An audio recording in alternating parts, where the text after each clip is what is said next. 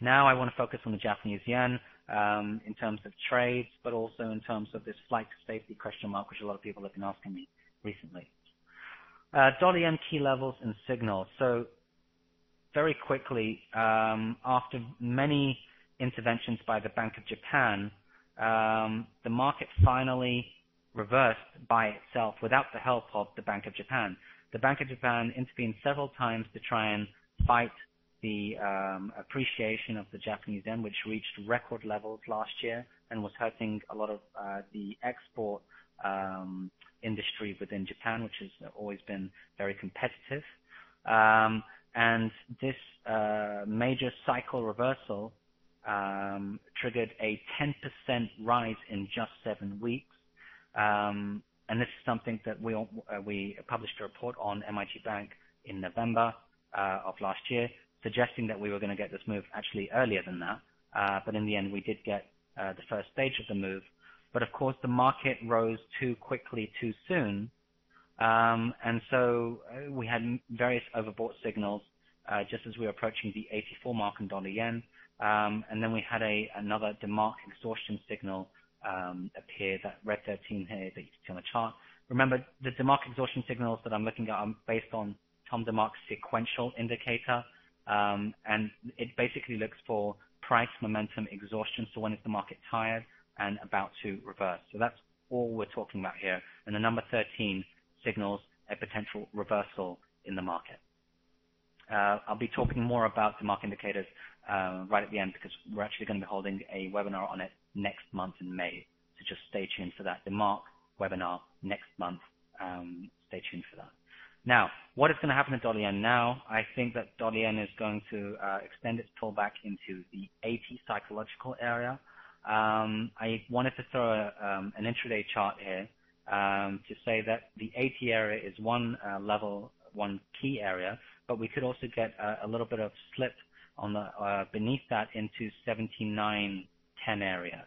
And I'm using Fibonacci levels here. That would be a 61.8% Fibonacci retracement of this major rise that we've seen since January.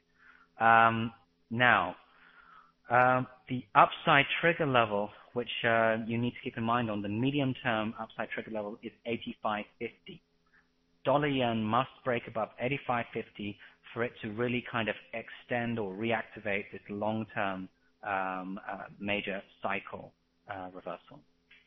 That's what I have to say about dollar yen on the short term. Dollar yen on the medium term to long term, keep in mind that we have just surged out of this major breakout pattern, or this wedge-shaped pattern. You can see here it's roughly 4 or 5 years old, and we're just seeing a healthy pullback from that breakout, but we are more than likely to see dollar yen actually move much higher once we get a confirmation above 85.50. The target level, which I have said in my reports and also on media interviews, is 94. So there's a lot more upside potential here. Interesting if you also look at the options market, that also confirms what I'm saying, where there's a lot more people in the market, or a lot more potential to see further call options in the market for upside potential on dollar yen. So medium to long term, we can see 94 on dollar yen. One thing I haven't shown here on the chart is the Japanese stock market. Japanese stock market rose roughly 25% in the first quarter of this year. 25%. Tell me any market that has moved that quickly, that fast, by that much this year. And this is very much a positive surprise to a lot of people out there that are very bearish on Japan, of course, given its tragic earthquake situation from last year and the economic impact of the natural disaster of the earthquakes, and of course, various other kind of macroeconomic issues. But one thing to keep in mind, Japan recorded its first time in a long time trade deficit.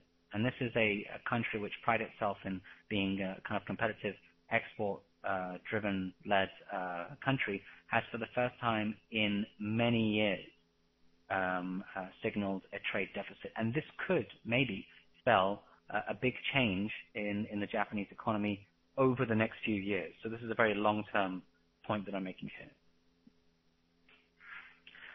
And this is why I put this trade-weighted index of the Japanese yen. So this is showing you that in broad terms, the Japanese yen has weakened. So when this chart moves down, it is Japanese yen weakness. When it moves up, it's Japanese yen strength. And it broke a few weeks ago a 5-year uptrend.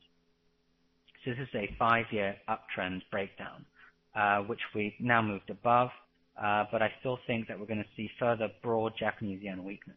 Now, one of the things I want to keep in mind here is because it's a major cycle reversal in the Japanese yen, a 40-year cycle reversal in the dollar yen specifically, but also the broad Japanese yen, so Japanese yen weakness across all the currencies.